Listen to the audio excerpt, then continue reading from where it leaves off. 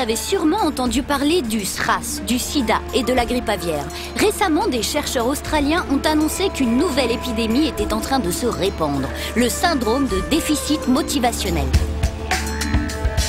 Selon le British Medical Journal, une personne sur 5 pourrait souffrir du syndrome de déficit motivationnel, disent DEM.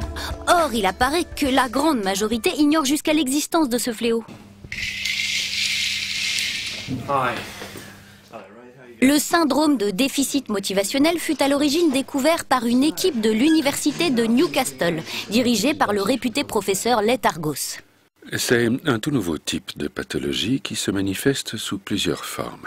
Nous avons remarqué que les malades peuvent éprouver, par exemple, d'énormes difficultés à se lever le lundi matin, ce qui n'est pas trop grave en fait.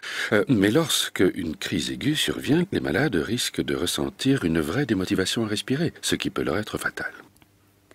En partenariat avec la firme pharmaceutique HealthTech, le professeur Let Argos réalise des essais cliniques sur un nouveau médicament, l'Indolaban, qui montre déjà des résultats très prometteurs.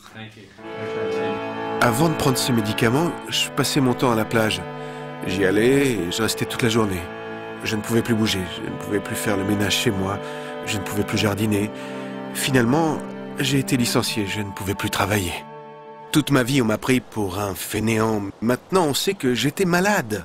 En fait, énormément de gens pensent être paresseux alors qu'ils souffrent comme moi d'un syndrome de déficit motivationnel. Il apparaît évident que le syndrome de déficit motivationnel est sous-diagnostiqué, sous-évalué et largement sous-traité encore aujourd'hui. Le professeur Argos est désormais très demandé dans les colloques internationaux, où il présente les conclusions de ses recherches.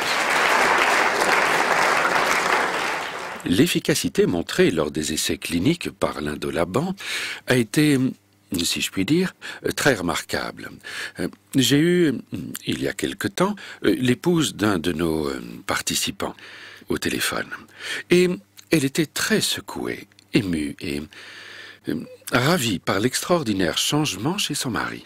Elle m'a raconté qu'après une prise d'Indolaban, son époux a tondu la pelouse, réparé les gouttières et ensuite payé une facture d'électricité. Et tout ça en une semaine.